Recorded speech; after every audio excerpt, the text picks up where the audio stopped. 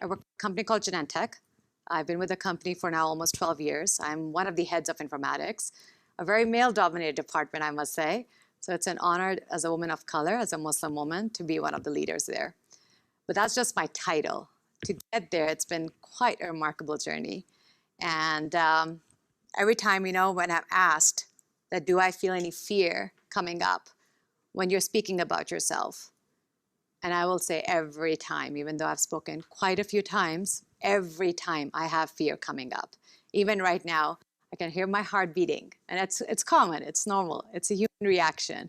But I was talking to my mom early this morning, and I was like, oh gosh, what am I going to talk to them about? And all she said to me, there are people just like you, just like me. And I'm not going to talk about my accomplishments and all my education, how I did this and that. No, I think I want to talk to you about one of the most strongest emotion I still have a challenge with at this age and time, and that's fear.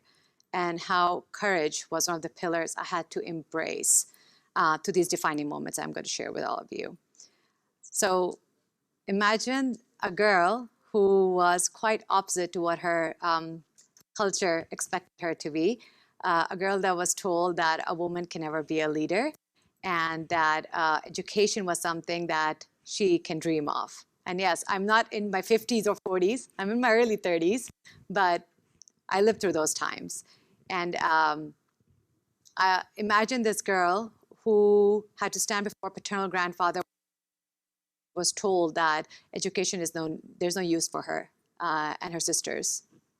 And imagine this girl as a young adult who was called out in her college back home in a class of almost 80 men and 5 girls in an engineering class. And she was told that she was wasting her time here. Her kind should be at home cooking and cleaning. But life has different plans for you. And life and Allah sends people towards you that you never imagined having, and they help you be the person that you are today. And those two remarkable human beings have been my mother and my grandmother. I don't think I'll ever be able to find the right words to express what my mother has done for me and my sisters, but just in short, that she has saved me in every possible way a girl can be saved. And my grandmother, all I'm going to say is that she is my best friend. She'll always be my best friend. And she always reminded me that I am the son that my mother never had, the warrior that she never had, in my lowest points in my life. And I held those words and my mother's commitment to my education very close to my heart.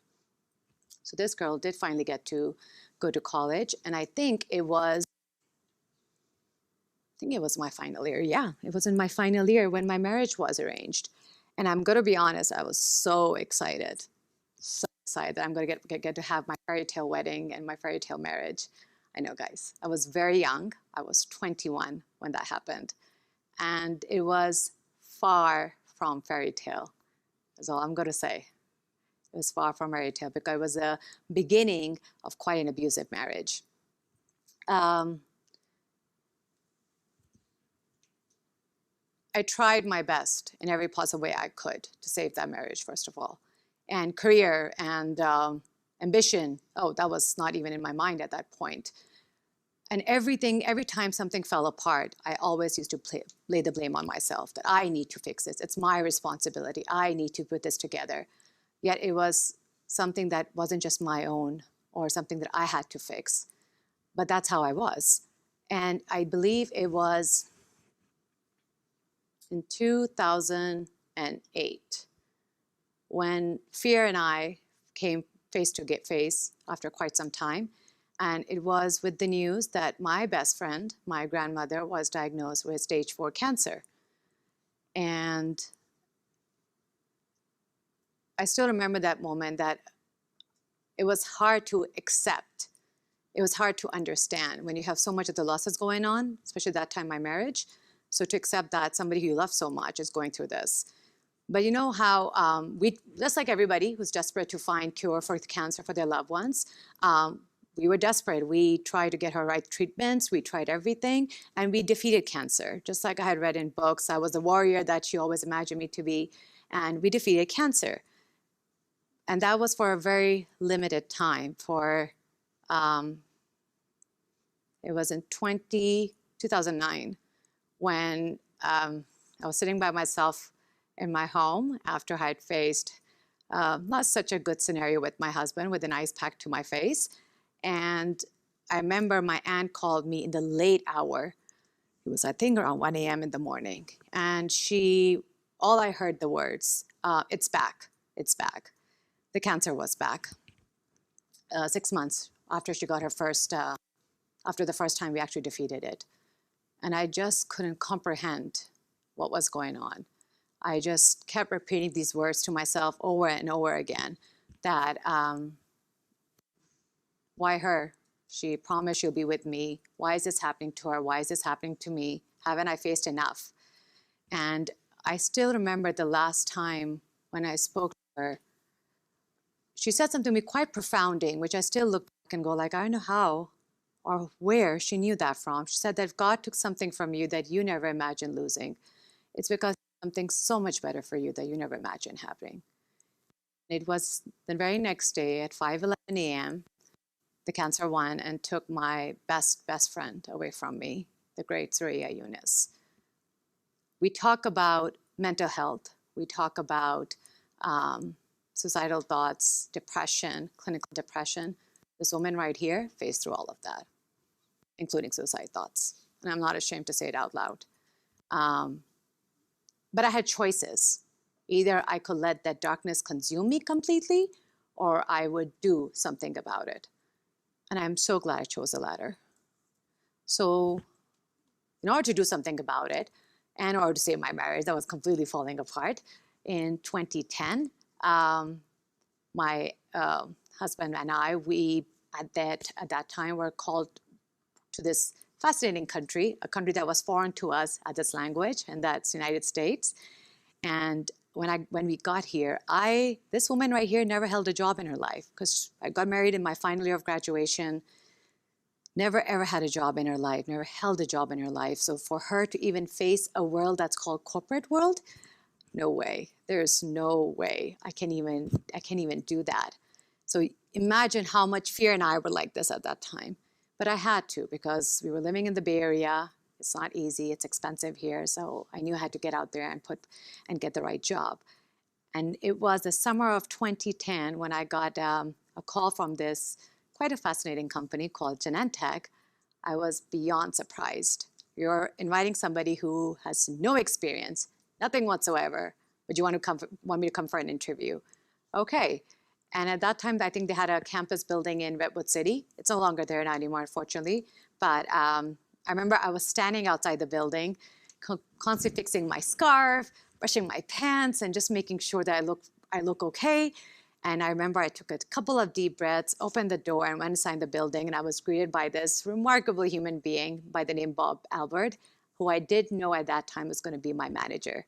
And he welcomed me with a big smile and warmth and said, "Welcome to Genentech." And I didn't realize that was the beginning of a whole new journey. Because after that, honestly speaking, the way I grew and evolved and was surrounded by people who uplifted me up, emboldened me enough, empowered me enough to walk away from marriage that was never meant to be saved. After that, I swear I thought this was it. I've conquered all my fears. I have empowered myself. Yay, this is it. But little did I know that life had other plans for me. Life always is mystery, right? And it has always other plans for you. And this time, you all might remember this time as well. Remember 2016, when this entire country was shaken by a growing hostile political movement and rise of anti-migration. And this time, my safety and my family's safety, people like me and their safety, was getting questioned. My identity, how I appeared, was turning into shame. I was ashamed of being seen as a Muslim. I was ashamed of showing up and at work and being seen as a Muslim, even though that environment there was far from what I had imagined. The openness, the warmth, the welcome, the acceptance I always felt there. But there's a psychological thing in your mind, right? You start questioning yourself, your being, my identity, my customs. Everything was just turning into shame. I started standing behind folks at the train station because I was just so afraid some psychotic person or lunatic would just push me in front of it. And that's because those were the scenarios I was getting to hear across the globe.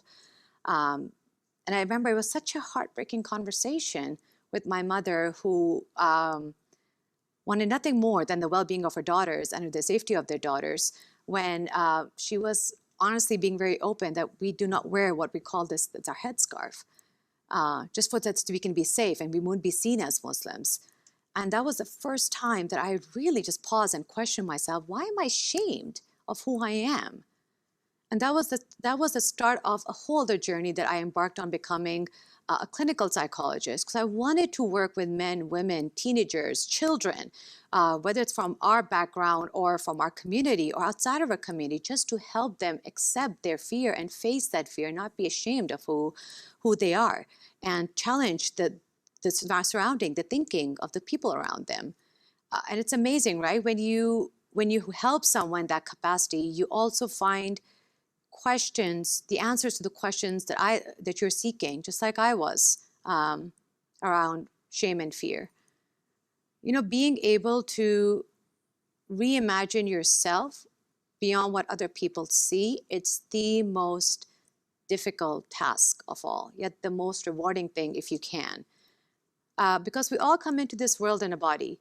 People with neurological difficulties, environmental or war-impacted communities, boys who want to dress up as girls, girls who wear veils, athletes who bend their knees in a sign of protest, sexually assaulted victims, Black, white, Asian, Latinos, us as a community right now as Muslims, Native Americans, you or me.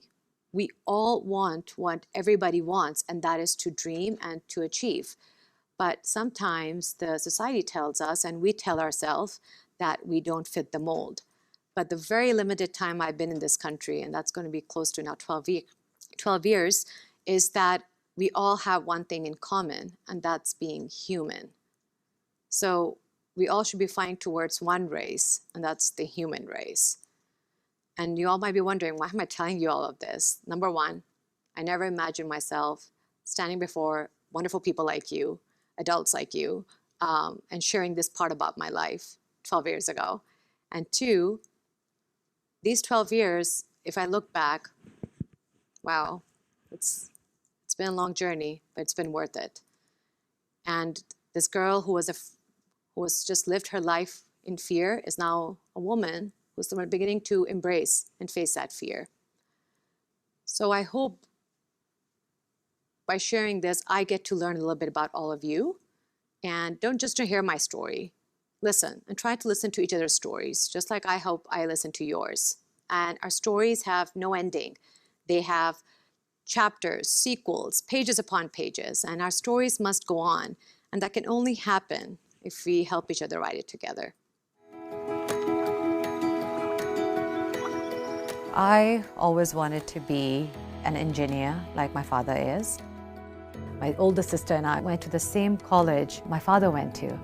So not only we were the first two female engineers in our family, we were also carrying on his legacy as daughters. Both my parents really stood up for their girls, and especially my mom. She truly has made me the woman I am today.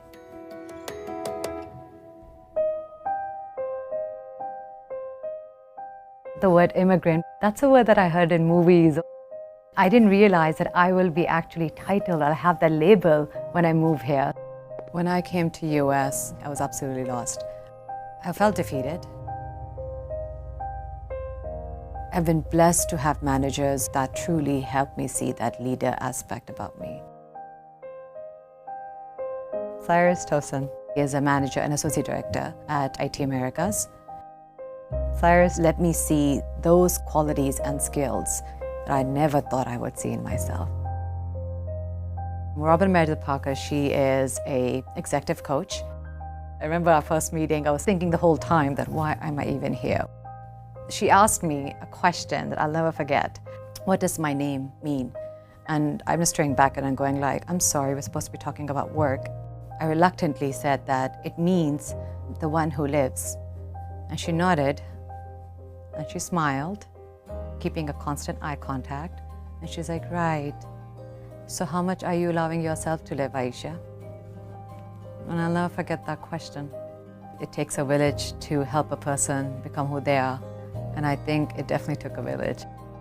What they have done for me, I don't think I have enough words to describe my gratitude.